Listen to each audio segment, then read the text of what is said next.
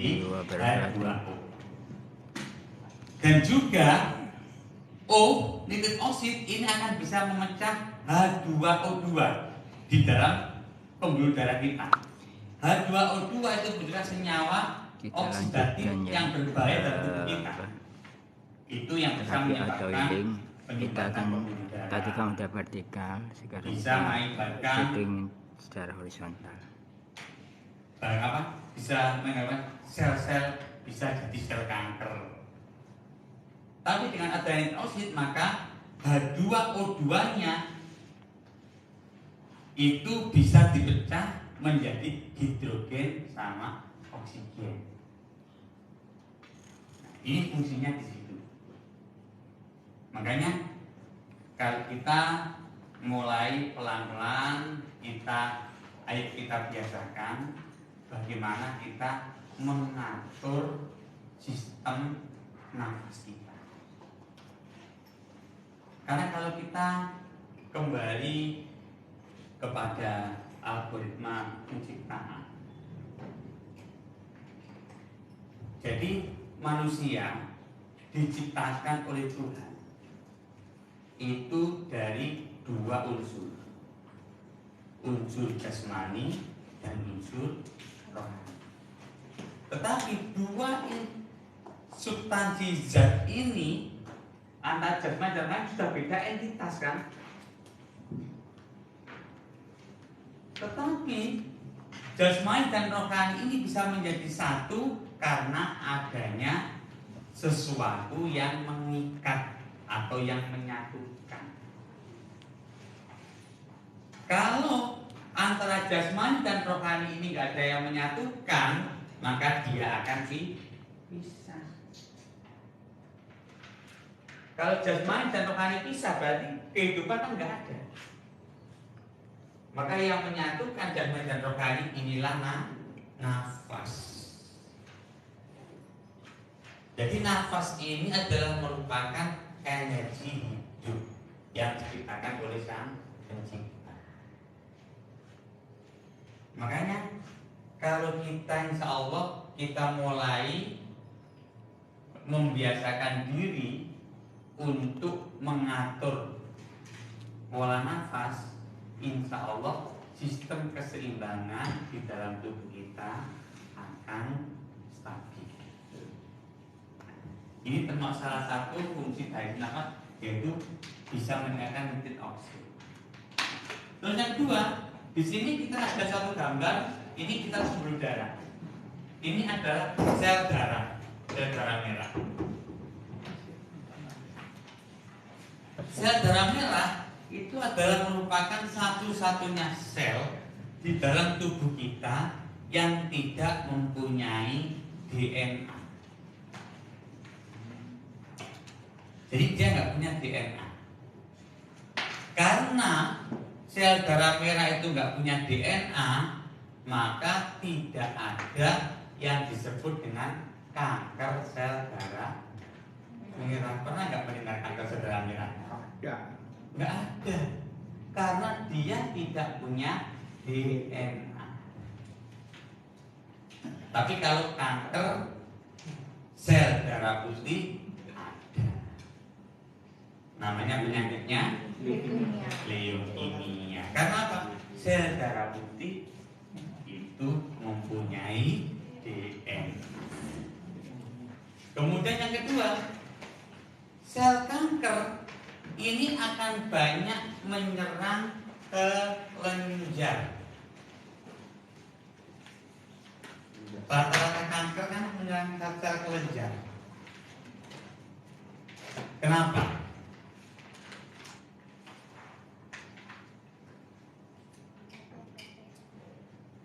Kepada protein.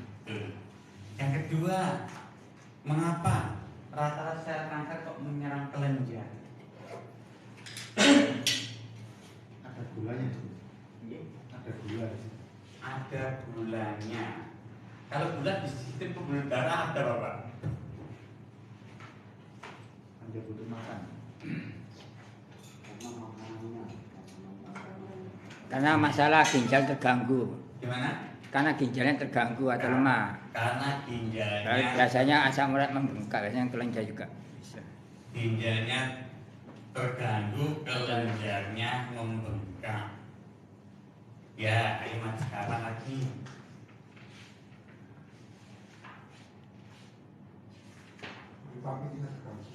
Ya, limpatik, betul limpatik. Jadi kenapa kok banyak sel kanker itu tumbuhnya di kelenjar, kelenjar limfe. Kelenjar limfe kan di sini kan, di sini. Dan rata-rata sel kanker kalau sudah masuk di kelenjar ini ganas. Biasanya stadium dan stadium 3.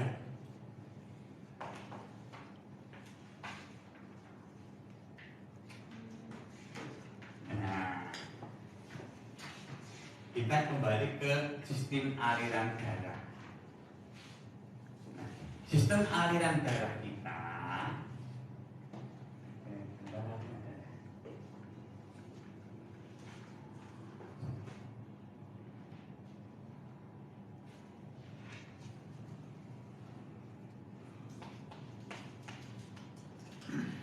kalau kita mengacu pada sistem aliran darah kita, aliran darah kita kan ada dua, yaitu ada pembuluh darah vena, ada pembuluh darah Dari arteri. Nah, pembuluh darah arteri yaitu pembuluh darah yang mengangkut oksigen. Nah, dari paru-paru kemudian masuk ke seluruh sel. Jadi di tingkat antar sel, jadi sel gambar besar.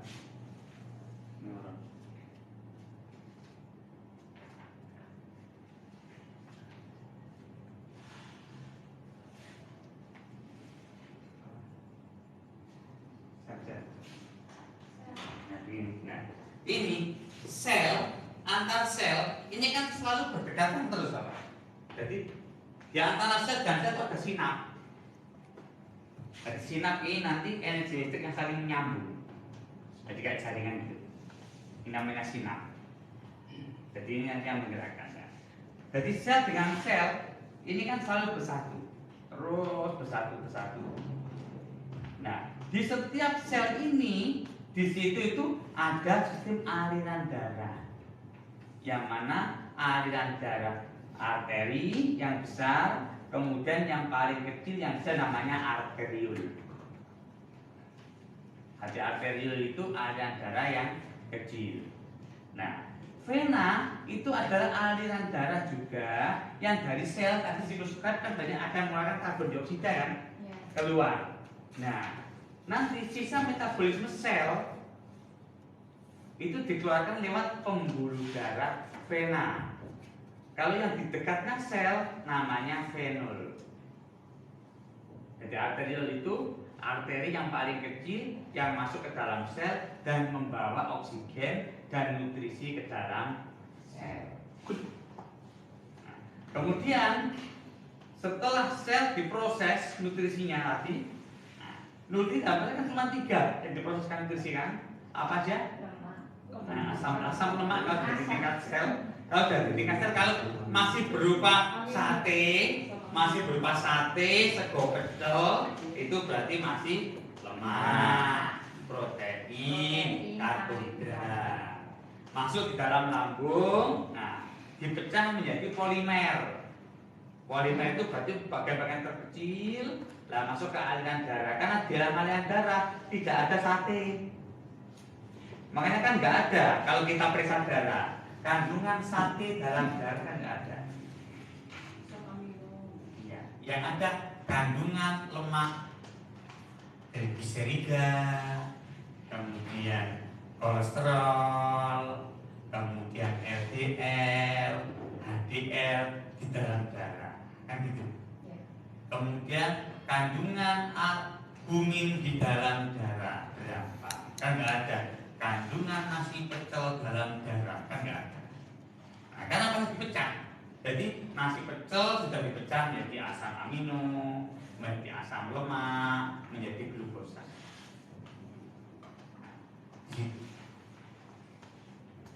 Nah, setelah dipecah asam lemak, asam amino glukosa ke aliran darah dan masuk ke sel itu lewat namanya arteriol.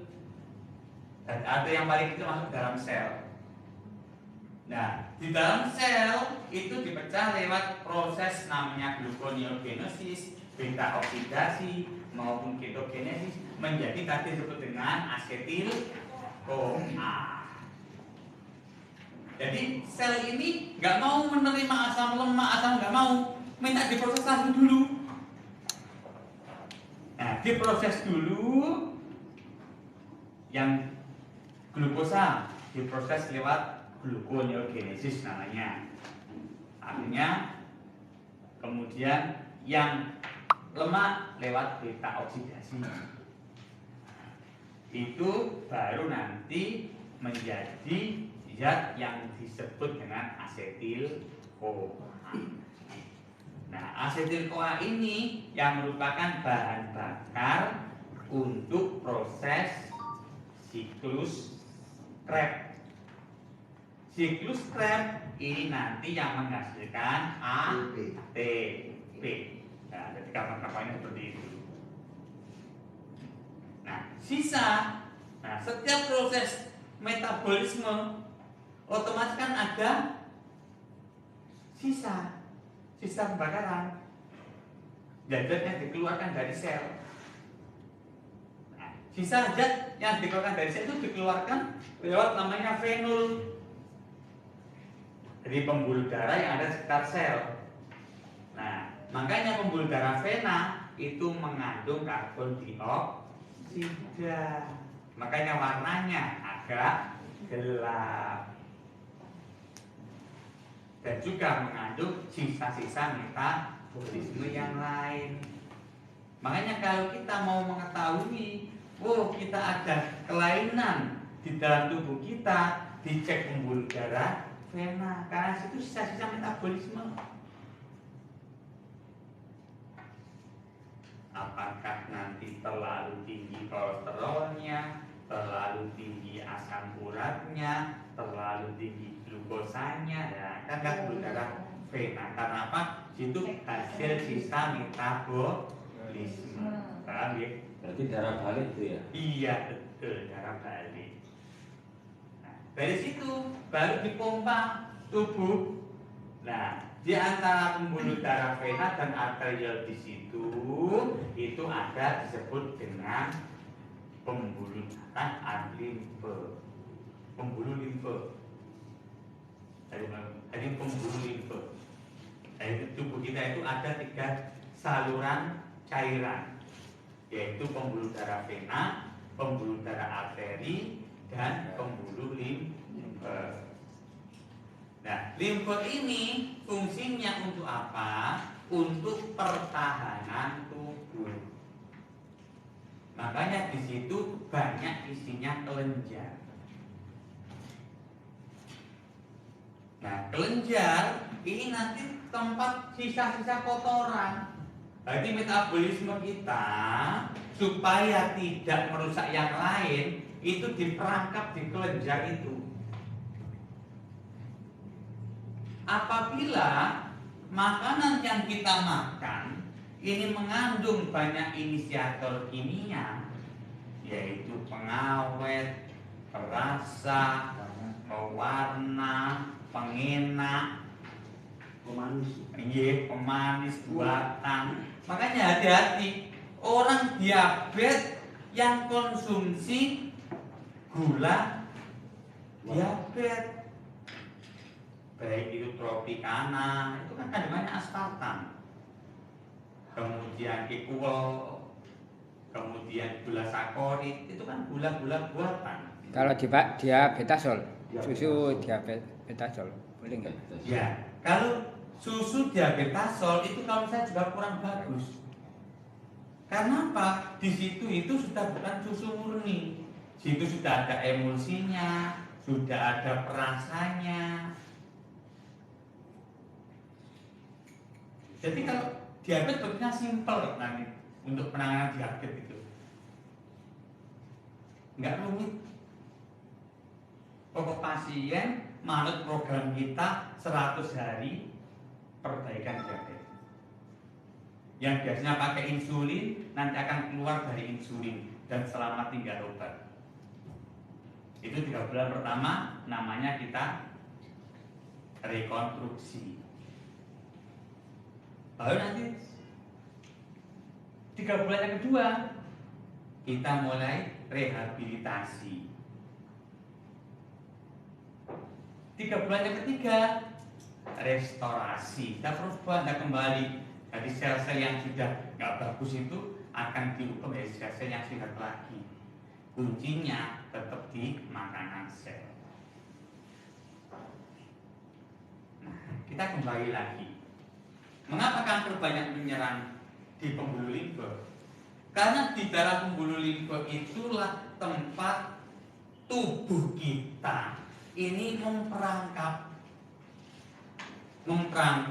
baik itu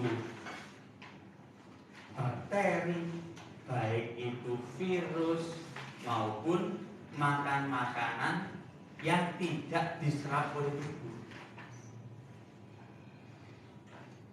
Makanya kalau kita kadang-kadang daya tahan tubuh kita lemah, kita panas sedikit, sini mulai ada terasa sakit.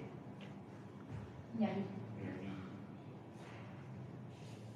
Itu mekanisme tubuh untuk melokalisir supaya agen-agen bakteri, virus dan yang lainnya ini tidak sampai menyebar ke tubuh yang lain. Nah, kalau kita nggak peduli dengan tubuh kita, diantem makan makanannya pokoknya penting enak, penting nikmat. Akhirnya apa? Inisiator kimia tersebut akan masuk ke dalam sel kita dan merubah struktur DNA. Proteinnya itu akan berubah karena diganti oleh protein dari bahan kimia tadi. Bila struktur sel kita sudah berubah, maka sifat dari sel kita pun akan berubah.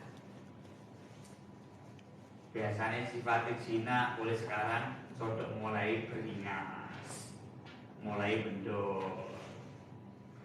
Akhirnya dia mulai rakus. Semua zat-zat gizi makanya waktu itu dia dimakan oleh dia. Inilah yang disebut dengan sel abnormal. Nah, kalau menjumpai sel abnormal seperti itu, kembali ke topik tadi. Nah, ini berpengalaman juga.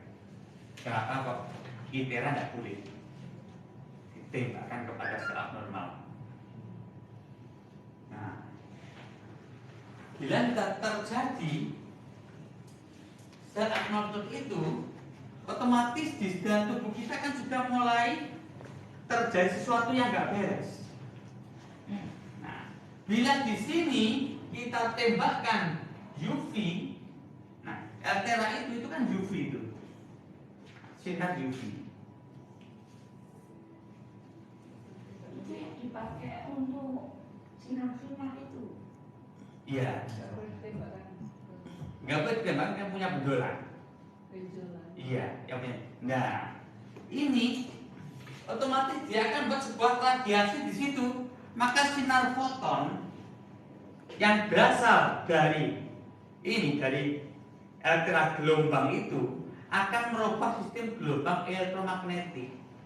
Padahal sel yang abnormal tersebut itu kan berarti medan elektromagnetiknya di sel itu kan sudah tidak stabil, sudah nggak bagus.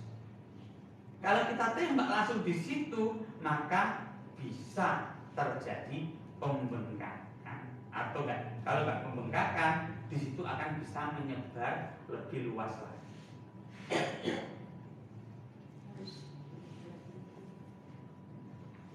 Itu nanti kita saling sharing lah nanti di situ.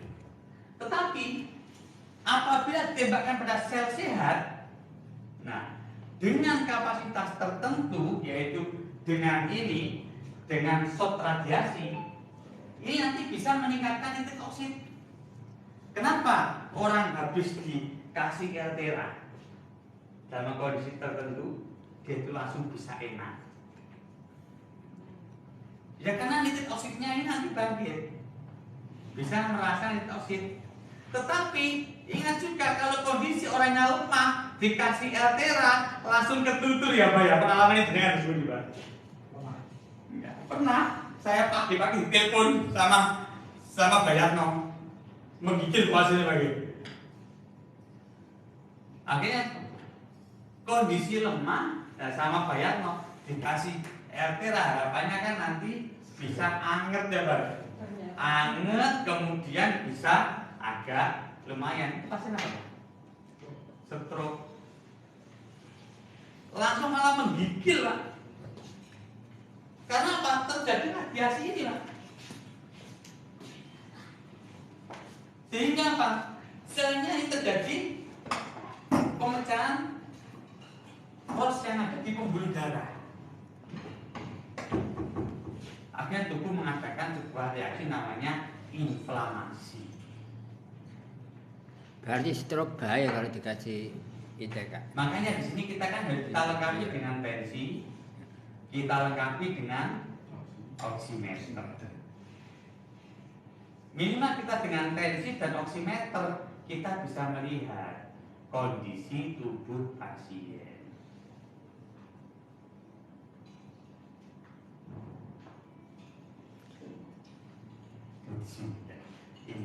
Bagus, Eltera bagus apabila di dalam pelaksanaannya kita tahu ilmunya.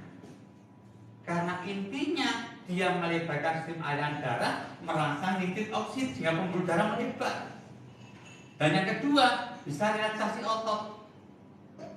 Kalau pemahaman saya secara keilmuan, jadi Eltera itu memiliki 3 fungsi pokok. Pertama, melebarkan aliran darah sehingga darah bisa lancar. Kedua, relaksasi muskuloskeletal, yaitu otot-otot itu rileks. Yang ketiga, karena aliran darah lancar, maka bisa membantu meningkatkan metabolisme. Untuk yang lainnya, saya belum tahu. Karena biasanya saya menggunakan itu, saya gunakan untuk stimulasi saja. Terus terapi yang terbaik menggunakan apa? Tangan kita. Makanya nanti kalau kita mulai belajar terapi mekanis di auto healing, yang kita fungsikan tangan kita. Kenapa? Tubuh kita kan sudah diciptakan oleh Allah dari atom kan? Atom kan pasti memiliki elektron, proton, neutron. Mengapa saya pegang mic ini tidak lengket? Karena antara mic dan tangan saya terjadi gaya tolak menolak. Mengapa tolak menolak? Karena mic ini materi terluar, atom terluar dari sebuah materi kan pasti elektron. Karena elektron ini menciptakan medan elektromagnetik. Otomatis tubuh kita yang terluar pun juga akan elektron. Elektron ketemu elektron akan terjadi tolak menolak. Kalau seandainya ini proton, maka nggak bisa saya lepas mic ini, akan lengket. Nah, makanya kalau kita menggunakan yang terbaik, alat terapi yang terbaik untuk diri kita, tubuh kita, tangan, siku atau yang lainnya milik tubuh kita. Karena di situ akan terjadi gesekan medan elektromagnetik. Di besok yang kita praktek, kita pengaplikasian Eltera, tetap kita pakai usapan. Nanti kita namanya rilis otot. Kenapa kok kita rilis otot itu? Ya kita ciptakan bagaimana pisau. Pisau kalau kita gosok dengan magnet, maka dia akan jadi magnet. Karena apa? Karena vektornya sejajar. Kutub utara, kutub selatan sejajar. Nah, kalau kita bisa menciptakan vektor saja, maka radikal bebas yang ada di pembuluh darah itu akan terperangkap di situ. Virus, bakteri, dan sebagainya akan terperangkap di situ. Karena apa? Bakteri itu muatannya pasti positif. Oh, demikian seperti itu. Virus pasti positif. Makanya di mana ada virus masuk ke dalam tubuh kita, makrofag kita pasti akan tertarik. Karena makrofag kita memiliki muatan negatif. Positif dan negatif akan terjadi gaya tarik. Makrofag itu sel darah putih kita.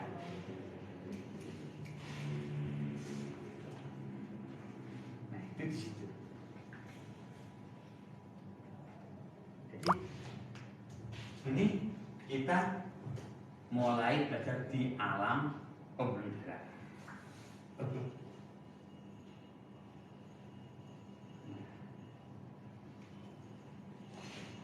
Lanjut.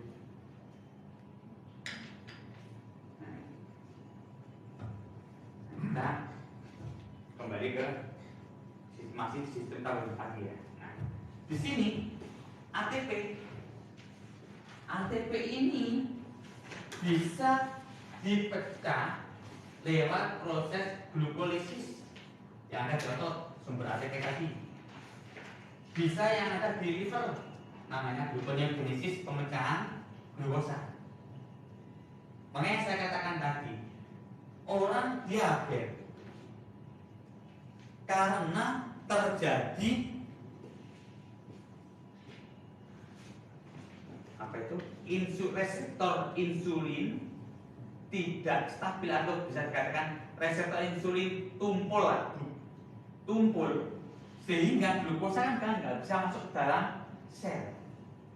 Nah, karena glukosa nggak bisa masuk dalam sel, sedangkan sel kita ini kan harus tetap melakukan proses namanya siklus Krebs tadi kan, supaya bisa hidup kan? Ya, baik. Nah, siklus Krebs tadi bisa hidup. Kalau siklus Krebs ini sudah tidak bersiklus, berarti sel itu akan mati. Jadi sel itu untuk hidup, siklus Krebs ini harus terus berputar. Nah, supaya siklus Krebs ini berputar terus, maka bahan baku, apa bahan bakunya namanya? Asetil-CoA. Asetil-CoA harus ada. Jadi kalau kita ibaratkan mesin, nah, jadi mesin ada di mitokondria, cara kerjanya itu namanya siklus Krebs. Otomatis pembakaran di mesin itu bisa berjalan, harus perlu bahan bakar. Nah, kalau mesin mobil bahan bakarnya bensin. Kalau mesin sel kita bahan bakarnya namanya asetil-CoA. Jadi intinya di situ. Makanya tubuh kita ini akan berusaha menyiapkan asetil-CoA supaya sel ini tetap terus bisa siklus bekerja terus. Nah, untuk orang diabetes karena kadar gulanya sebagai bahan bakar asetil-CoA tidak bisa masuk ke dalam sel, maka sel itu membuat jalan sendiri. Karena sel kan ciptakan Allah kan sudah sangat otomatis kan. Jadi hebat sih kita. Maka dia akan membuat namanya glikolisis. Jadi glukosa yang ada di otot ini akan dipecah. Makanya orang diabetes atau makannya banyak, tetap kurus terus. Karena apa? Makanan yang dia makan tidak bisa masuk ke sel, dikeluarkan lewat kencing karena mengendap di pembuluh darah. Nah, untuk memenuhi supaya sel ini tetap bisa bertahan hidup, maka sel memecah glukosa yang ada di otot. Makanya kalau orang dengan kadar gula yang tinggi, cirinya kalau orang kadar gula tinggi, kemudian sampean tanya rasane ilate iku wis pahit terus, kemudian bau nafasnya sudah kayak bau buah-buahan, itu namanya ketoasidosis. Ketoasidosis itu kita jangan main-main. Soalnya apa? Tubuhnya itu asam semua misalnya. Itu kalau kita nggak tahu, kita kasih Eltera, ini nanti akan gosong dan nggak bisa sembuh dari luka gangren.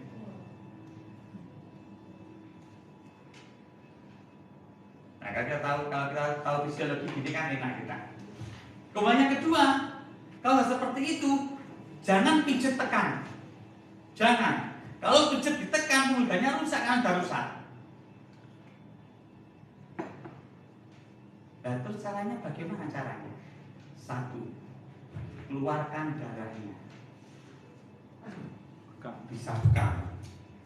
Tapi kalau kondisi seperti itu, kalau tensinya masih di atas 140, yang terbagus lintah. Biasanya kalau saya kondisi seperti itu, pasiennya masih tensinya bagus 140, segera saya lintah.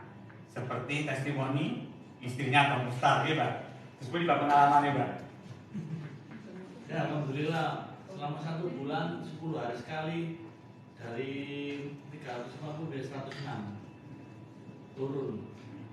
Jadi waktu yang ditelepon kan kondisinya sudah agak lumayan baik kondisinya Pak ya. Akhirnya saya bilang, Bah, wah itu gambar metabolisme Bah. Segera harus cek ini. Dan jangan lupa lintah di titik mana? Titik jantung. SP6 sama titik perikardium. Loh, kenapa kok kita titik jantung? Karena kita pengen supaya sistem aliran darahnya cepat teratasi. Dengan kita ambil darahnya yang ketoasidosis yang asam tersebut oleh lintah kan mengeluarkan hirudin. Jadi keunggulan lintah dari bekam, kalau sama-sama yang diambil itu sama-sama dari pembuluh darah venul, dari pembuluh darah T. Jadi makanya orang habis dibekam reaksinya enak. Karena apa? Nitrit oksid langsung meningkat, pembuluh darah langsung melebar. Tetapi kita juga harus tahu, kalau orang sudah kondisi fisiknya agak lemah, ya tolong jangan dikeluarkan darahnya. Kasih minum aja yang banyak dulu, kita perbaiki perfusinya, perfusi jaringannya. Nah, kalau sudah mulai bagus, baru kita keluarkan. Jadi kita harus pilih, dari keseimbangannya dijaga. Dari kita kasih keseimbangan, baru kita habiskan.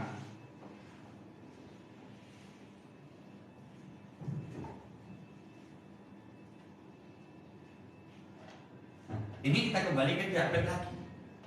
Nah, kalau udah glikos gini, jadi tubuh itu langsung di breakdown untuk supaya bertahan hidup. Sel itu jangan sampai mati. Makanya tubuhnya akhirnya keringan gitu kan diabetes kan. Nah, bila ini berjalan terus gak segera kita terapkan konsep auto healing, nanti dia itu akan menyerang organ, dan organ dia yang paling kena pertama liver, yang kedua ginjal. Karena apa? Proses memenuhi kebutuhan yang di Pulau Soro ini liver sama otot. Jadi otot dipaksa, liver dipaksa. Makanya kalau otot apa terjadi? Gangren, lu kan nggak sembuh-sembuh. Itu ada yang muncul kayak melepuh itu. Itu masuk kategori yang bagaimana? Ya, itu kategori sudah proses glukolisisnya sudah parah, sehingga otot ini sudah lemah ototnya ini.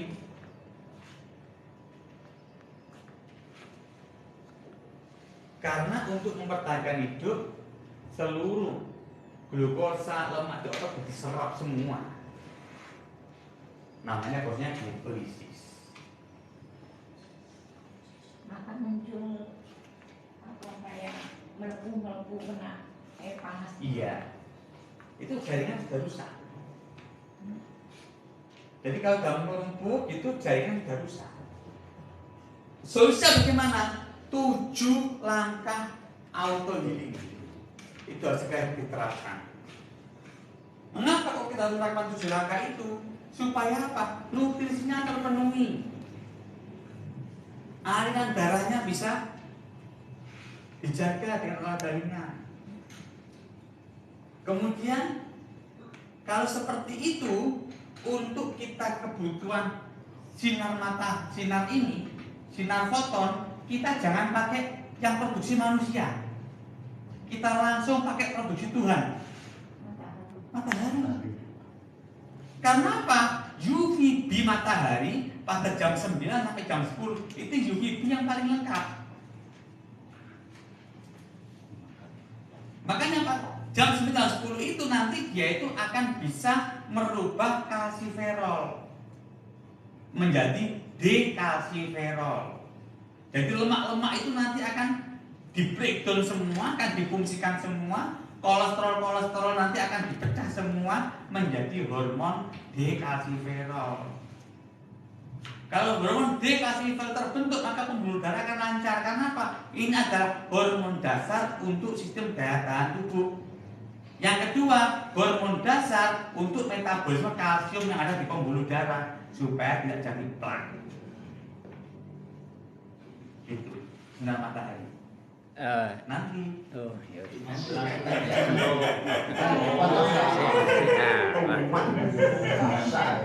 Semangat Pak. Saiki manglo muncul berubah. Soalnya radikal bebas ya apa barang pasangan ini. Ada hati jadi nonton.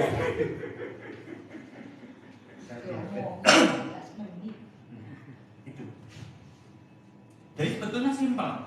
Ayo kita dalami, kita pelajari 7 langkah auto healing. Itu aja. Nanti kita bisa untuk menskema sistem pengobatan segala penyakit. Intinya di situ. Emergensi, ya tetap kalau emergensi kita tetap pakai obat, tetap medical emergensi. Soalnya kalau kita emergensi, misal oksigen, wah megap-megap. Kalau nggak kita kasih oksigen, mau kita kasih apa? Emergensi kan. Tapi apakah selamanya kita harus pakai oksigen? Nggak boleh. Kalau kita selamanya kita mengandalkan enak pakai oksigen, kita pakai oksigen terus kemana-mana. Ya paru-paru kita rusak. Karena Allah menciptakan paru-paru kita kan harus mandiri.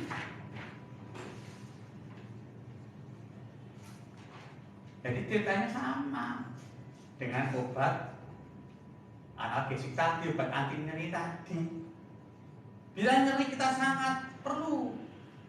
Bila kita kena infeksi tinggi, perlu antibiotik. Tapi setelah itu harus recovery. Makanya peraturan antibiotik bisa digunakan tidak boleh lebih dari 2 minggu. Karena antibiotik ini nggak punya mata. Berarti semua yang hidup dalam tubuh kita di breakdown sama dia semuanya. Nggak tahu virus, nggak tahu sel-sel, kita kan hidup kan? Di breakdown semua. Makanya antibiotik pun juga memiliki efek samping yang juga banyak. Tapi juga perlu. Tapi kita setelah 2 minggu, ayo kita harus perbaiki diri dengan menerapkan 7 langkah. Tapi kalau kita nggak seperti itu, akhirnya kita sudah nyaman, akhirnya antibiotik, terus sedikit-sedikit beli amoxicillin. Sering pernah mendengar seperti itu? Wah, badanku sakit semua. Oh, tukang antibiotik kayak amoxicillin. Amoxicillin. Sekarang mudah siprofloxacin. Itu sudah di mulut itu. Kadang-kadang saya melihat di apotek itu orang beli namanya antibiotik sak gebok. Kadang-kadang saya mikir, loh, orang ini kok beli antibiotik sak gebok itu digopong. Karena apa? Antibiotik itu juga memicu terjadinya kanker. Karena sel-sel kita yang sehat kan di breakdown sama antibiotik itu.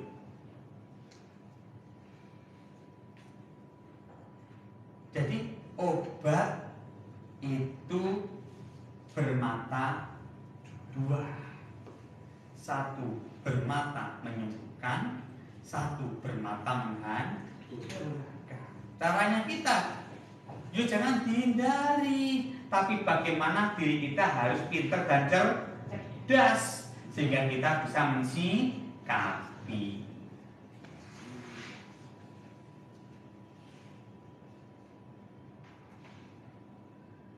Inilah, ayo, jadi kita dengan mulai kita buka pola pikir kita buka pola wacana kita buka pola wawasan kita, sehingga apa? Kita siap bisa menjadi terapi Nusantara yang profesional. Tenar! Mandunia. Tenar! Mandunia. Auto healing. Satu solusi untuk semua masalah kesehatan Anda.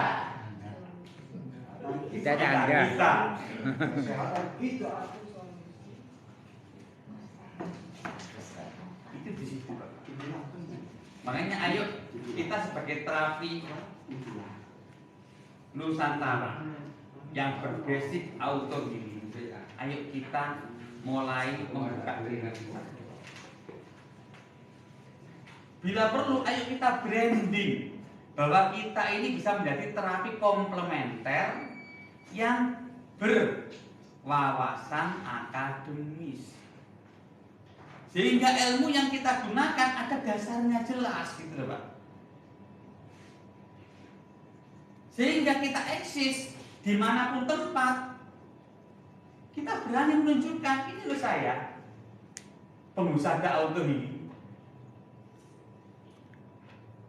Kita ketemu dengan seorang profesional, kita pun juga bisa. Oh, kenapa kok saya lakukan lintah? Anda kok berani makan lintah? Iya, karena konsep personalitas seperti ini, sedangkan diagnosa saya adalah seperti ini. Dasar saya melakukan terapi lintah karena saya punya patokan ini. Kan jelas kan? Sehingga kita di dalam menerapi, membantu kesembuhan pasien, skema yang kita lakukan jelas. Karena kita ada basic keilmuan yang jelas, maka kita bisa bertanggung jawab secara akademis. Kalau kita sudah seperti itu, kita akan eksis, Pak.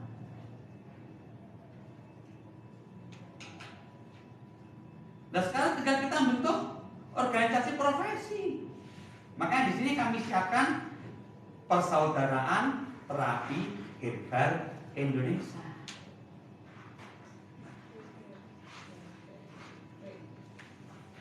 Harapan kami nanti dengan teman-teman atau dulur-dulur yang sudah dalam Persaudaraan Terapi Herbal Indonesia, dia punya kode PAH, pengusaha auto healing, kita tahu ini saudara kita.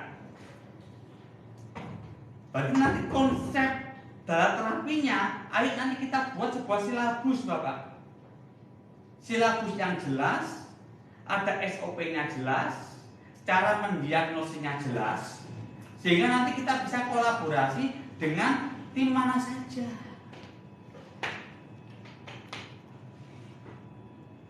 Nanti kalau kita semuanya sudah jelas, nah kita mau merujuk pasien kita ke rumah sakit kan jelas. Kita mau berhubungan dengan dinas kesehatan, kita jelas, kita organisasi profesinya kita ada. Basic keilmuan kita ada.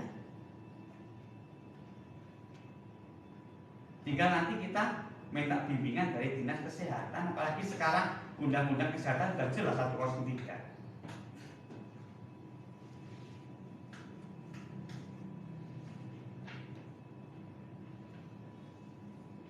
Sehingga nanti kita melakukan sebuah praktek sebagai penyehat tradisional, kita sudah benar-benar legal, Bapak. Status kita jelas, Bapak.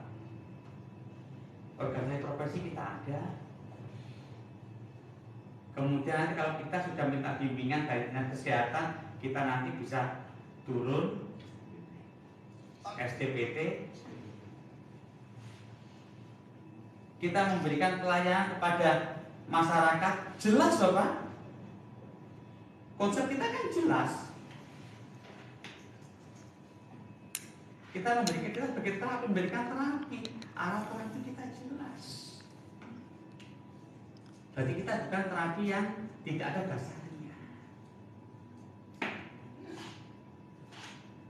Nah, kalau semuanya sudah kita tata dengan dasar, kan enak Bapak. Apalagi undang-undang kesehatan sekarang ini sudah mengatur undang-undang kesehatan global. Masa kita di negeri kita akan dijadikan objek oleh pengobat-pengobat dari luar negeri dengan dalih bahwa tenaga kesehatan kita kurang layak dengan dasar penyakit degeneratif meningkat terus, nggak semakin turun.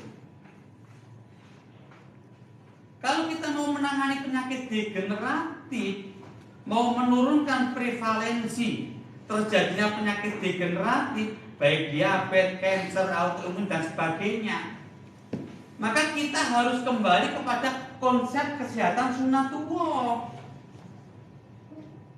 Tapi kalau konsep kesehatan kita masih setengah-setengah, ya selamanya nggak bisa Bapak. Mohon izin, ini hanya sekedar untuk pola pikir. Misal, saya punya pasien diabetes, saya mengandalkan insulin. Jadi di dalam diri saya, yang penting pasien ini turun kadar gulanya.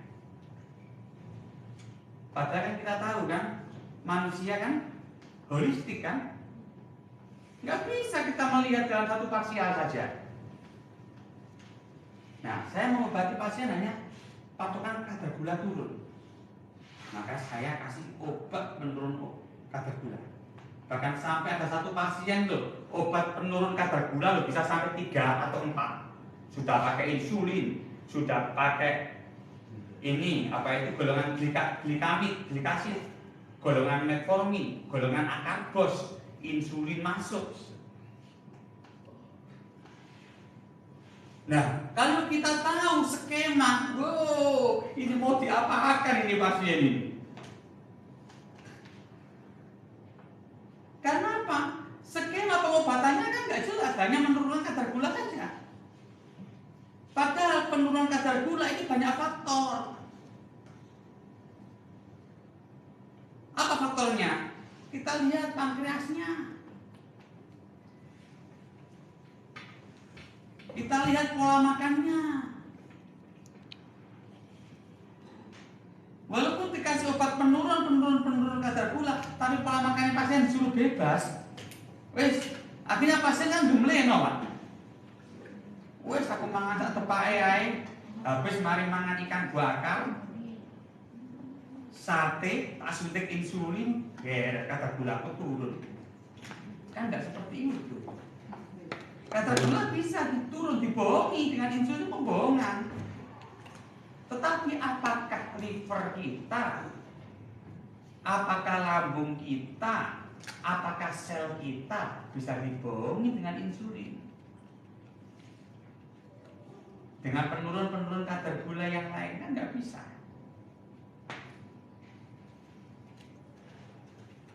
Terus apakah nggak perlu insulin? Perlu Bapak. Pada saat kita rekonstruksi ini perlu. Supaya apa? Keseimbangan hormon di dalam tubuh kita stabil. Dan yang kedua, tidak ada penumpukan gula di pembuluh darah. Karena apa? penumpukan gula di pembuluh darah ini sangat berbahaya. Terjadinya penyakit-penyakit yang lain muncul ini karena biang keladinya gula dan lemak yang menempel di pembuluh darah, sehingga organ-organ kita yang lain berdampak dan bermasalah.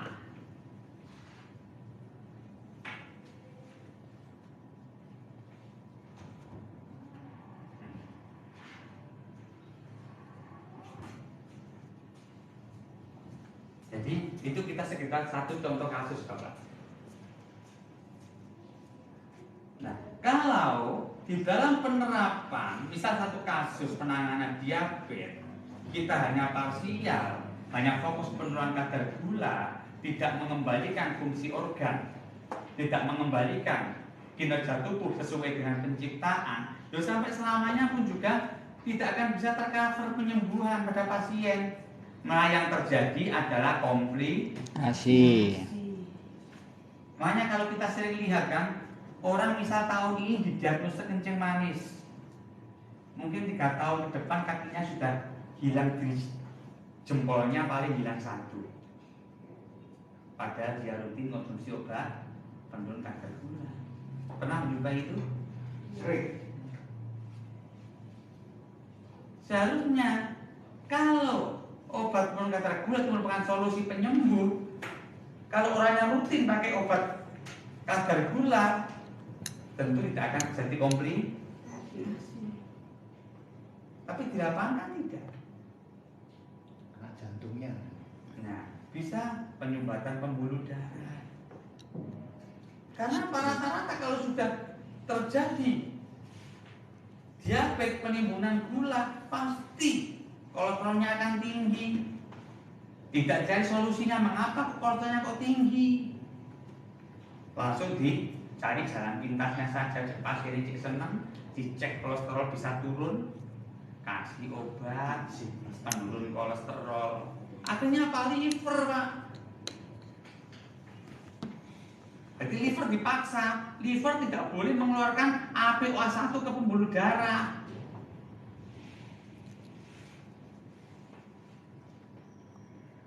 Nah, karena VLDL di pembuluh darah nggak ada, karena liver diblok sama obat golongannya statin itu, dicek kadar gulanya, tidak ada kolesterol, tapi lemak darahnya pasti tinggi, Pak. Trigliserida itu yang bahaya.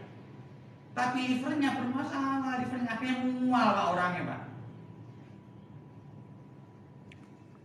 Sebelum mual, sudah mulai kejantangannya pasti turun. Oh, karena apa? Karena yang bisa mengungkit, mendongkrak kejantangan kan cuma satu, Pak. Kolesterol. Makanya kolesterol itu sahabat kita, Pak. Jangan dibunuh, Pak. Makanya kalau bisa, sekarang yang punya kolesterol jangan minum obat statin. Olahraga. Nah, obat kolesterol hanya satu. Apa, Pak? Obat kolesterol, Pak? Seminggu 3 kali durasi 30. Nah, itu auto healing, tepuk tangan coba. Jadi Tuhan itu sudah menciptakan siklusnya, Bapak. Nah, kalau masalah ahli untuk mengatasi kolesterol, apa mustahil? Konsultasi aja ke beliau.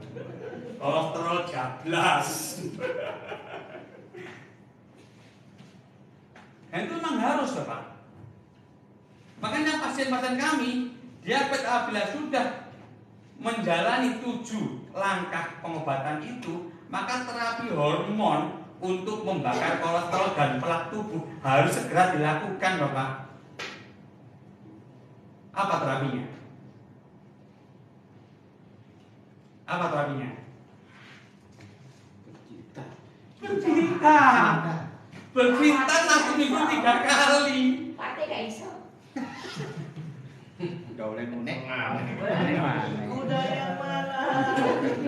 Kok tambahin loro tapi Nah, nanti bisa di-challenge, Bapak. Jangan yang kolesterolnya di atas 200, dicek dulu. Setelah itu 1 minggu 3 kali Durasi 30 menit. Ojo keleben, rusak mana. Turun Bapak. Dan yang kedua, di situ hormon dekasiferol kita meningkat Bapak. Napas kita akan lebih longgar karena penyumbatan plak-plak itu akan hilang. Dan yang ketiga, daya tahan tubuh kita pasti akan meningkat. Itu alam loh itu yang menciptakan itu.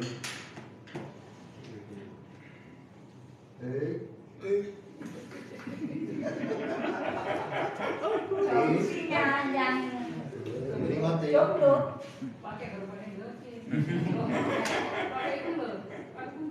Penguntur.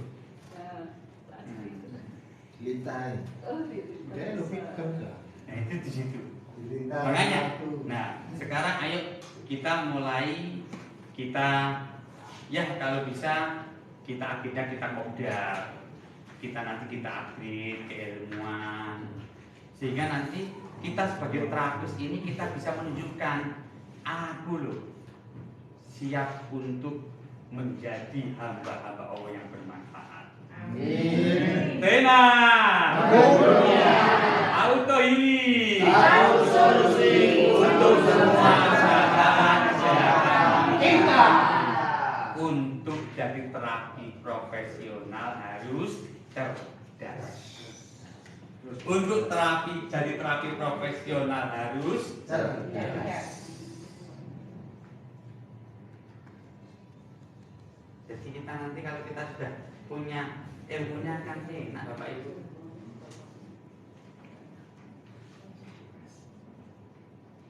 Nah, ini di sini siklus ini. Nah, jadi intinya kalau kita mau belajar diabetes, ya cukup kita oleh-oleh ini glikolisis, gluconeogenesis, terjadinya ATP.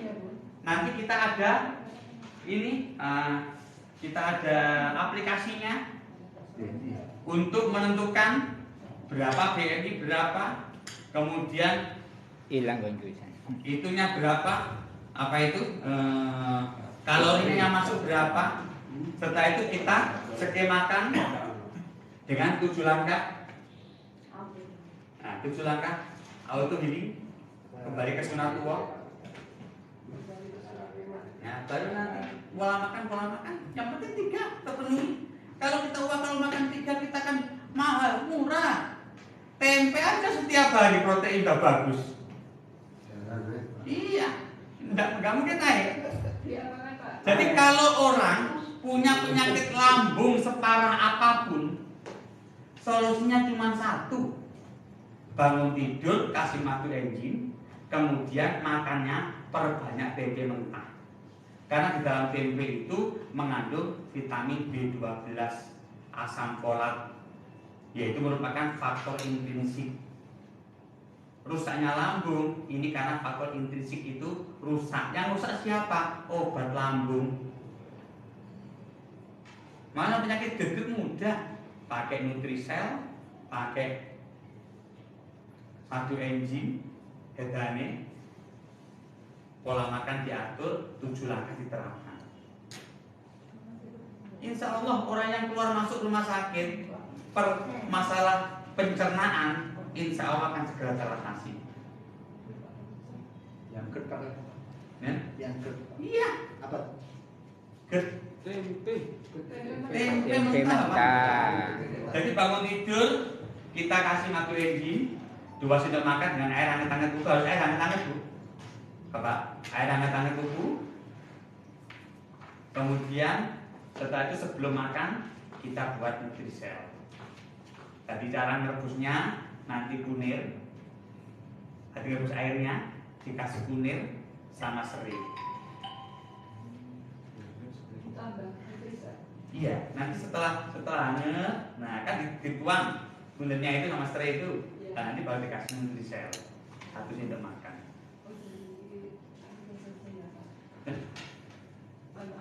Serai apa sire ya? Apanya apa? Serai sama kulit lagi. Diirisi aja Bu, dipotong-potong, dirajang. Dirajang. Jadi biar getahnya kunir ini tidak masuk. Kunir itu ada getahnya loh Bapak. Jadi kalau jenengan kunir sama peres, Sama peros ya. Nah, peros kan kali-kali ini sama godok Bapak. Godok, kalau godoknya itu nanti setelah sama godok nggak sama enepkan. Nah, dienepkan bahasa Indonesia apa? Didiamkan, diendapkan. Ya, diendapkan dengan tempat plastik atau pakai tempat kuali kalau di desa itu logam-logam berat di kunir ini nggak bisa ngedap ke bawah Pak. Kalau di panci itu nggak mau ngedap Pak. Makanya kadang-kadang orang wah aku tambah jamu kunir jadi digawe katanya perut enak kok tambah sebrah. Karena apa? Karena garam-garamnya itu ikut masuk. Makanya yang lebih aman kalau kita jamu kunir kita rajang. Rajang kita bodok sampai umum. Nah nanti kalau kita pengen selera nggak ada diabetes tambah aja gula merah sama Nutrisel. Tulisannya berapa sendok? 1 sendok. Untuk 1 gelas. 1 gelas. Ka- Itu langsung dingin Pak. Jadi orang GERD itu nanti untuk emergensi GERD itu langsung pakai Nutrisel. Kalau nggak ada kemudian Nutrisel aja pakai air panas. Udah. Kalau orangnya nggak ada diabetes kasih gula merah atau kasih madu dikit aja. Langsung dingin. Air panas. Ya. Nanti kalau waktu minumnya jangan panas Bu Pak. Hangat-hangat dulu. Itu solusi. Makanya mulai sekarang kalau bisa obat emah itu mulai ayo kita hindari. Stop obat emah. Karena apa? Obat emah itu mengakibatkan penyakit bermacam-macam muncul. Di internet kan banyak obat penurun asam lambung mengakibatkan kanker kan gitu kan. Karena apa? Lambung merupakan bioreaktor tubuh kita yang pertama. Ranitidin. Nggih, ranitidin.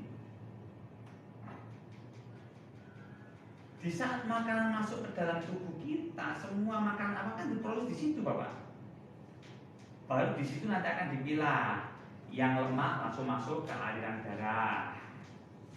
Yang asam amino dan glukosa nanti disalurkan lewat usus 12 jari sampai di usus halus ya. Pada perjalanan usus 12 jari dan usus halus nanti ditambahi cairan madu supaya sampai di usus halus itu tidak asam lagi. Nah, tapi karena kita rusak lambung kita dengan obat emah, Pak. Bahkan anak-anak sudah mulai kena obat emah. Makanya orang sakit GERD kambuh-kambuhan terus Bapak karena pengobatannya kan tidak sampai ke akar. Hanya kamuflase simptomatis saja. Akibatnya terjadi gangguan metabolisme di lambung, makanan nggak bisa dicerna karena lambung sudah kadung bermasalah, Bapak. Nah, kalau lambung sudah bermasalah, otomatis makanan yang masuk ke dalam sel kita kan juga makanan yang bermasalah, Bapak. Kalau makanannya bermasalah masuk ke dalam sel kita, maka bahan baku untuk pembentukan sel-sel kita kan bahan baku kurang benar. Nah, bila bahan baku ini nanti merubah struktur DNA, RNA kita. Karena apa? Karena protein yang kita makan itu kodenya tidak sama dengan protein tubuh. Karena kan banyak masing desa kan. Banyak buatan lemak-lemak buatan. Lemak nggak dari hewan tapi dari tumbuhan. Dan itu kan rata-rata sekarang kan seperti itu. Terutama dalam produk-produk roti kan. Semuanya kalau bisa, ayo mulai kita meminimalisasi roti. Karena roti itu silent killer. Kita kalau bisa kemana-mana pakai tempe aja loh. Makanya kalau saya pribadi sekarang Pak, kalau saya di mobil saya pergi perjalanan, selalu saya bawa tempe. Mentah ya. Mentah. Enak kok Pak. Gak usah digodok. Gak usah. Enak kok Pak tempe mentah Pak. Campur gitu sama.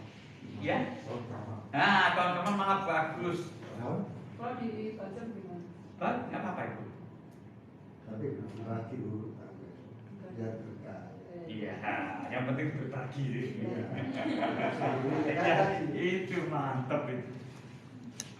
Itu akan lebih praktis. Kita pakai sambel. Kalau saya pakai sambal pecel, tak buat salad. Tengahnya tak buka seret, kasih sambal pecel, seret. Dan nanti kalau ada salad apa ya? Ada yang lebar-lebar itu apa? Selada. Kayak selada kita makan. Sehat ya. Kenyang loh. Habis tempe sak botol wis kenyang loh. Tak botol. 5.000 ya. 5.000 udah makan 1 hari itu. Iya. Sehat lagi. Berbonus kesehatan. Karena apa? Bila sel kita sehat, tubuh kita sehat, Ibu. Bahkan mungkin kalau kita sudah sering kita regenerasi sel, maka sel kita bulan ini apabila regenerasinya bagus, misal setiap 1 hari kita rusak 100 Iya. juta. Sudah. Nah, kita bisa recovery 100 juta. Recovery terus. Dan 1 bulan lagi loh Pak, mungkin wajah sampai akan lebih muda daripada bulan yang lalu. Tidak perlu fasdu ya Pak? Ya, Tidak perlu fasdu. tidak perlu fasdu. Ya perlu aku untuk wajah. Puasa wajah. Ya, coba bedanya fasdu sama donor darah itu apa? Kalau benar Mas,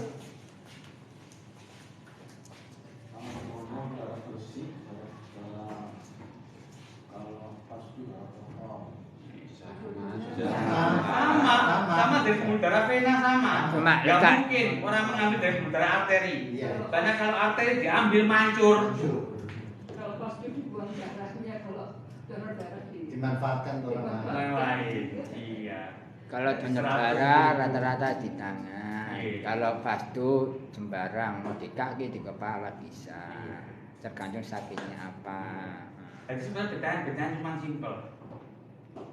1, kalau donor darah, jenengan datang, diambil darahnya gratis dan bisa bermanfaat untuk orang lain. Tapi kalau zaman fasdu, zaman datang bayar, darah sampean dibuang. Donor dapat susu. Donor dapat susu.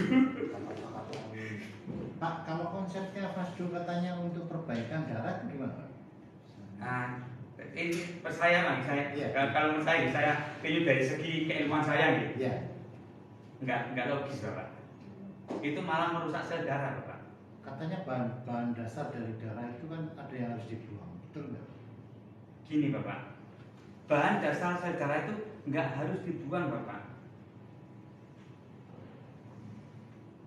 Kalau kita mau membuang, misal seandainya tubuh kita sudah bagus, nah supaya terjadi regenerasi dengan cepat, ya kita ke donor darah aja bapak. Karena apa? Donor darah itu 1, kita lebih sehat, lebih steril.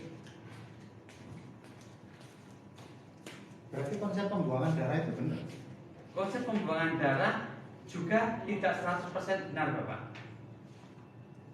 Karena itu sel darah merah kita loh Pak. Tubuh kita juga butuh sel darah merah loh Bapak. Apalagi kondisi kita pas tepat lelah, kita payah, kita sakit malah kita buang. Oh maka kalau bisa, kalau kita sakit itu malah perlu tambah darah kok Bapak.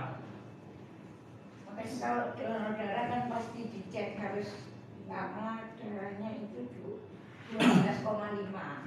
Kalau di bawah itu tidak boleh. Tubuh kita kan juga bisa memproduksi darah. Betul.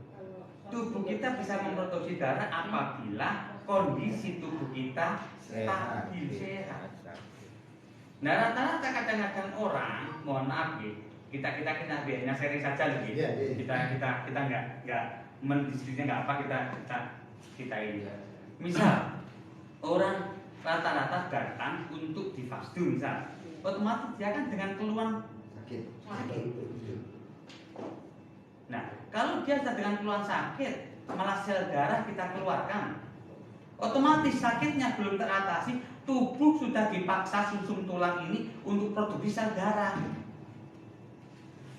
Nah, kalau orangnya makanannya yang dia makan tidak mencukupi untuk kebutuhan sel Maka yang di breakdown itu siapa? Sumsum kita di breakdown untuk keseimbangan.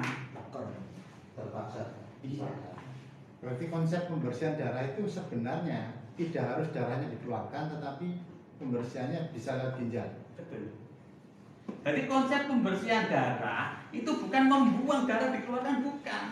Konsep pembersihan darah itu bagaimana ROS radikal bebas yang ada di dalam pembuluh darah kita. Yang kedua, bagaimana plak lemak-lemak yang menempel di pembuluh darah kita. Yang ketiga, bagaimana trigliserida di pembuluh darah kita ini bisa kita bersihkan. Nah, kalau kita mau ngecek itu, langsung aja ke laborat. Kita cek HbA1c, kita cek trigliserida, kita cek darah lengkap, kita cek faktor trigliserida, kolesterol, LDL, HDL. Nah, di situ aja kita cek, dari situ kan akan kelihatan. Jadi bukan darah dikeluarkan cuma bisa bersih, nggak bisa, Bapak. Yang keluar itu sel darah merah, bukan kotoran darah. Kami itu Bapak suka ada gumpalan-gumpalan itu bagaimana Pak? Nah, kalau gumpalan itu yang namanya proses ini pembekuan darah itu. Jadi darah sama keluarkan, sama dibiarkan di situ dalam keadaan vakum, otomatis kan menggumpal darah. Darah apapun pasti menggumpal. Berarti bukan darah kotor ya? Bukan. Tapi kalau dibekam itu yang dikeluarkan adalah darah sisa metabolisme dari sel, dari darah perifer. Maka saya anggap kalau bekam masih aman. Lintah aman. Lebih aman lagi itu. Sing duwe Jangan dipuji. Jadi murang-muring kok. Minta. Rada nangis ini. Ya, jadi ini nanti tadi kita berkisar ke sistem aliran.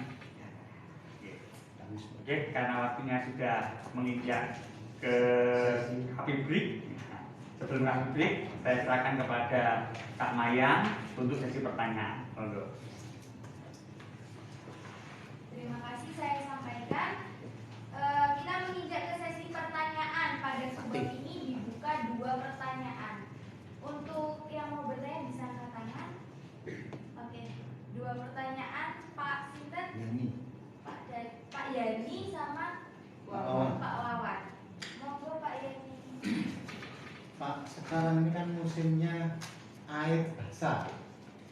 Jadi ini yang basah. Kan ada yang netral, ada yang basah. Sekarang kan banyak hand water, kemudian apalagi yang pH. asam itu kan pH. air basah. Nah, itu kalau di konsep auto healing ini apakah ada manfaatnya atau tidak? Langsung terjawab aja Pak ya. Iya. Oke. Jadi begini Bapak. Kalau menurut saya air itu yang terbagus itu adalah air netral. Karena apa? Apabila kita mengkonsumsi air yang terlalu basah, misal kangen water Hand water. dengan ini, dengan pH sampai 10 Ya, ada 9. atau pH 9 kita minum. Nah, secara fisiologis lambung kita sifatnya apa, Pak? Asam. Kalau kita sering kita kasih minum air dengan pH 9 ke atas, maka struktur kerja lambung kan berubah, Bapak. Kayak obat emah. Kayak obat emah. Akibatnya lambung rusak, Bapak. Nah, kalau lambung kita itu keasamannya itu sudah mulai menurun, maka kita makan daging, iya, nggak bisa dicerna dengan sempurna, Bapak. Akibatnya BAB kita sulit, yang keluar hanya kentut kita yang bau, karena bau amonia. bagus yang netral. Yang bagus pH kalau menurut kami masih kita toleransi itu pH di bawah 8 Bapak. Di bawah 8 ya. Iya. Dari 8 lah maksimal. Itu lah, netral. Bentar, Bli. Kemudian air yang terbagus itu jangan air RO Bapak. Iya, ada yang RO. Air RO itu kan mineralnya kan sudah 0 Bapak, TDS-nya aja kan di bawah 20. 20. Padahal TDS yang bagus itu kan 50 sampai ambang di maksimal 75 sampai 100 lah. Contoh air RO. Air RO Clio. Cleo. Iya. Mengapa air RO itu? Nah, Ya, itu kapok. karena apa? Air RO itu tidak ada kadar mineralnya itu. Sedangkan tubuh kita itu membutuhkan mineral terbanyakan dari air. Makanya air tanah itu kan membawa mineral banyak itu.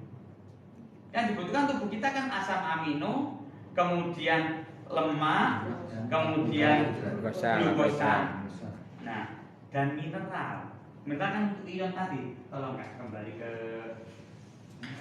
elektron. Cleo ini kan. 10 sampai 12. Nah, itu kan butuh mineral. Mineral kan untuk membangun tubuh kita. Kalau air isi ulang gimana Pak? Makanya malah saya lebih cenderung ke air isi ulang tapi jangan RO. Kena murah. Tapi jangan RO. Lihat kondisi sih sebetulnya Pak. Tak tanya Pak, nyambung pertanyaan dia. Kalau yang itu kan basah ya Pak ya. Dan sekarang kalau yang asam Pak, kayak kita pribadi kayak cuka apel, terus kita pakai teh kombucha, apa kan produknya kan asam. Wah, Itu gimana Pak? Nah, itu kalau kita menggunakan produk cuka apel. Cuka itu kan asam kan? Asam asetat kan itu. Nah, cuka apel itu bagus tapi nggak boleh digunakan dalam jangka waktu lama. Oh. Karena apa? Karena kita kembali ke siklus bakar. Siklus gas. Nah, Tengah-tengah. Air gunungan. nah, ini asetil CoA, ini kan asam kan Bapak? Iya. Nah, sedangkan kalau cuka apel itu kan asam asetat. Kandungannya coba nanti kita buka di internet kandungan kimianya.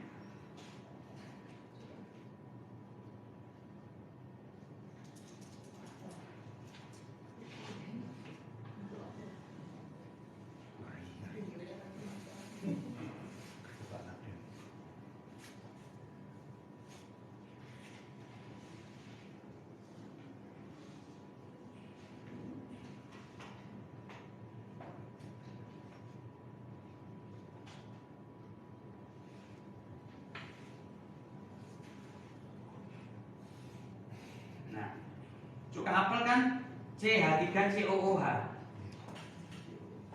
Nah, ini kan hampir sama dengan ini, dengan asetil CoA.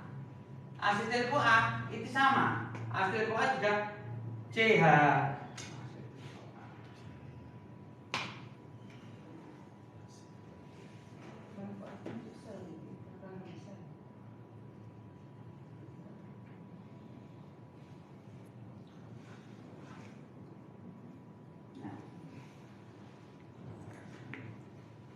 Kalau asetil CoA C23H38N7O17 P3S. Nah, di sini kan unsur karbonnya kan sama. Kan banyak unsur karbonnya. Seperti asam asetat tadi. Nah, bila kita konsumsi cuka apel, mengapa kita konsumsi cuka apel? Itu kadang tubuh kita langsung terasa kayak dapat tenaga ekstra. Karena apa? Karena di situ langsung masuk ke sistem sini Bapak. Kandungan C-nya, karbonnya itu bisa langsung masuk ke dalam sel. Tetapi bila dikonsumsi dalam jangka waktu lama, itu nanti yang beban itu liver kita. Karena apa? Setiap proses yang ada asetat asemnya itu pasti akan meninggalkan sisa yang dinamakan dengan asam laktat. Nah, asam laktat itu nanti akan didaur ulang oleh liver. Makanya kalau konsumsi cuka apel boleh bagus, tapi tidak boleh terlalu lama. Kalau jus tomat, jus jeruk Bagus kalau itu kan bisa. Paling berapa lama Pak? Paling lama. Kalau bisa 1 bulan stop dulu. Stop Ada jeda. 2 minggu ya, nanti bisa lagi. seminggu sekali itu berapa? Iya. Kalau hedoni paling lama berapa? Hedoni itu sama. Hedoni itu juga sekitar 1 bulan. 1 bulan berturut-turut nanti akan jadi perbaikan di dalam sel, karena sifat dari hedoni itu karena sifatnya pun juga kayak seperti cuka apel, asam asetat juga. Nah, itu juga nanti membersihkan, Pak. Sifatnya membersihkan. Nah, kalau dalam jangka waktu lama itu pun juga nanti kasihan liver kita. Setelah 1 bulan stop, berhenti. Berarti kita 2 minggu atau 1 bulan lah lagi. 1 bulan lagi.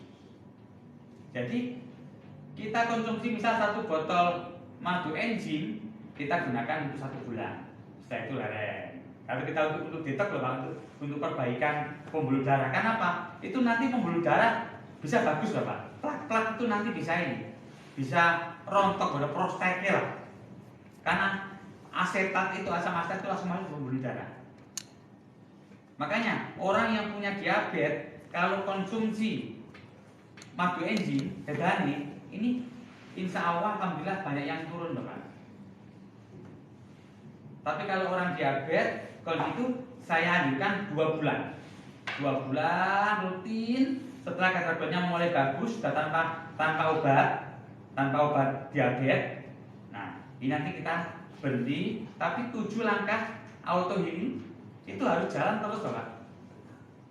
Jadi Nutrisel sama Resgel itu nanti yang dikonsumsi dalam jangka waktu lama boleh. Makanya kalau saya kemana-mana saya selalu bawa Resgel loh Pak, untuk booster. Jadi biar awal itu biar nggak lemes terus nggak capek. Apalagi Resgel gandingannya tempe, wah protein udah terpenuhi Pak. Protein terpenuhi, tapi kemudian nanti minumnya jus. Sudah bagus, regenerasinya bagus dari mati sama jus bagus. Kalau minumnya itu Pak, madu dicampur dengan cuka apel gimana? Nggak apa. Madu, cuka apel, tapi jangan lupa Ibu, jangan ninggal kunir. Tapi kalau pengen lengkap itu hedoni. Hedoni itu lebih lengkap daripada cuka apel. Jadi asam asetatnya ada. Karena kita lewat proses fermentasi, kan asam asetat kan terbentuk dari proses fermentasi. Jadi, kemudian yang kedua di situ itu sudah ada proteinnya, kita ambil dari royal jelly sama bipol sama madu. Dan juga ada di situ antioksidannya, kita ambil dari apa itu yang dicelup bisa merah ini? Rosella. Rosella, kemudian Secang. Rosella. Oh, Secang nggak bisa. Rosella yang daun bunga. Iya. Bunga Rosella, antioksidannya sama jamur dewa. Mahkota dewa. Sama 2 bulan. iya. Untuk diabetes 2 bulan. Berarti 1 bulan. Ya, berhentinya 1 bulan. Gitu. Ya, sudah Pak. Ini gimana caranya? Kasih Kasih itu. kunir apa lagi dong? Kamu kasih itu dah. Serius. Jangan akan asam. Untuk diabetes sudah bisa. Untuk diabetes. Ya. Untuk diabetes madu enzim, kemudian serai, kunir, sama ini, sama Nutrisel. Itu 1 bulan, 2 bulan. 2 bulan, sama 7 langkah itu harus. Nanti mungkin 2 minggu lagi kalau ada waktu, ayo kita ngobrol, kita khusus buka masalah diabetes. Oke, monggo Pak. Saya mau tanyakan mengenai asam laktat itu aja. Yang untuk kebutuhan yang ke darah Pak ya. Untuk mengenai penyuplai dari asam laktat itu apa aja? Karena kan ada yang dari minyak zaitun atau dari VCO. Itu apa baik atau enggak? Karena kan dari nabati, dari tumbuh-tumbuhan, sedangkan yang dibutuhkan itu kebutuhan yang dari hewan. Jadi penyuplai selain itu tadi apa aja gitu? Penyuplai itu makanannya. Mohon maaf, bukan asam laktat, asam lemak. Iya, asam lemak. Ya, asam lemak. Nah, asam lemak. Jadi pada dasarnya kalau kita kembali ke alam, yang dinamakan lemak itu berasal dari hewan. Ciri-cirinya yang punya lemak, nah bila dicekel gini gembur.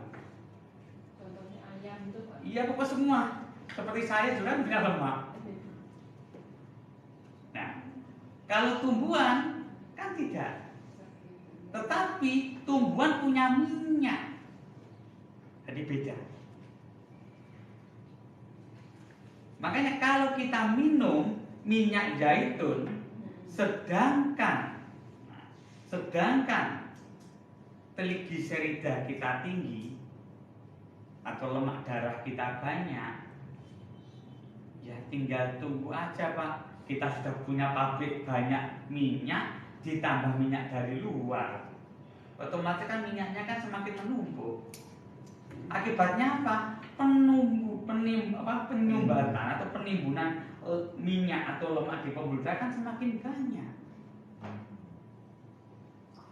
Makanya kalau menurut saya nih, kalau kita kembali untuk minyak, kalau bukan berasal dari hewani, jangan dikonsumsi. Karena minyak yang dari tumbuhan ini ikatan lemaknya ini jenuh Pak. Jadi ikatannya itu terlalu tebal Pak. Tubuh kita ini untuk membreakdownnya itu loh sulit. Tapi kalau dari hewani itu memang sudah sesuai dengan yang dikodrakan sama pencipta Pak. Begitu masuk ke dalam tubuh kita, enzim lipase akan tahu, oh ini berarti ada asam lemak, dia langsung keluar dihampiri Pak, kayak jodohnya Pak. Dengan enzim lipase ini nanti akan dirubah, lemak itu akan menjadi asam lemak dan gliserol. Jadi kalau masak daging harus digimana? Kalau masak daging terus bagaimana caranya? Tidak pakai air, tidak pakai minyak. Nah, kalau pakai minyak untuk goreng itu nggak apa-apa Bu, minyak yang diminum loh Bu. Tadi kan untuk minyak zaitun kan diminum, ya kan diminum, makanya nggak boleh. Jadi makanya kita bahas itu minyak yang diminum. Tapi kalau minyak yang digunakan untuk goreng daging kan ketemu dengan protein, otomatis ini sudah netral Ibu. Asal yang digoreng jangan minyak jelantah Ibu. Kalau minyak jelantah sudah beda nanti. Ikatan minyak bisa menggunakan minyaknya dari gaje ya? Bisa. Yang untuk diminum itu? Bisa. Karena kan yang dari gaje itu kan setahu saya itu kayak dari sapi kan ada. Biasanya sih kayak martabak itu. Nah, itu kan berarti bisa ya? Bisa, tapi harus murni. Iya murni dari benar-benar gaji sapi. Betul, bisa. Kalau murni bisa. Tapi kita pun juga harus dilihat tubuh kita ini minyaknya banyak apa enggak. Kalau tubuh kita minyaknya banyak, ya kita melihat minyak banyak dari mana? TG kita cek TG kita. Atau nanti kita kalau ingin ngecek simpel ya kolesterol kita lah sebagai gambaran. Kemudian kalau kita pengen simpel lagi, kita lihat ada di iris kita. Kalau iris kita nanti ada penebalan putih, itu berarti di dalam tubuh kita banyak lemak, sampai lemak dicerminkan di iris kita. Menambahkan, berarti kita nggak boleh minum minyak zaitun atau minyak habatus sauda dalam bentuk kapsul, ya kan? ada yang dalam bentuk kapsul buat pengobatan. Itu nggak boleh berarti. Banyak itu. Saya ngomong nggak boleh gitu. Kalau Ya. saya nggak mau melarang saya, cuma nggak saya mau. bisa batas keilmuan yang saya punya loh, ya. Jadi saya nggak melarang, nggak boleh saya nggak melarang. Itu kan hak jenengan. Tetapi kita sebatas keilmuan yang saya tahu lebih baik dihindari. Karena apa? Minyak dari tumbuhan itu tidak layak untuk diminum. Kalau minyak dari tumbuhan itu bisa digunakan untuk menggoreng atau bisa digunakan untuk mijet. Mana yang lebih baik minyak sapi sama ayam? Itu saja. Sama. Jinten. Kalau minyak kan Beda. Minyak kan bisa. Kalau minyak ikan bisa. Bisa, minyak kan omega 3. Omega 3. Iya, bedanya sama. Oke? Siap. Nah, itu waktunya. Berarti minyak lintah bisa. Boleh. Ngombe yo. Nanti saya silakan kepada Kang Ayang. Silakan nanti mari kami break, nanti kita masuk lagi biar lebih fresh ya. Auto healing. Selamat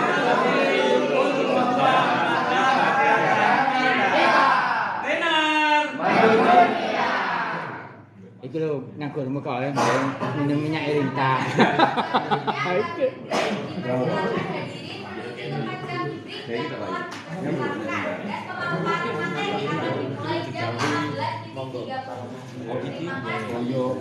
Dia sebentar tanda tangan kamar. Roy kan minyak lintah. Urut saya.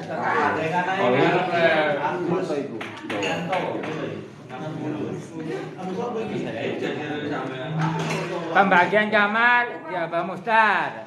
Cari jodohnya masing-masing. Apa nih Juno ya? Tak golek rasakan.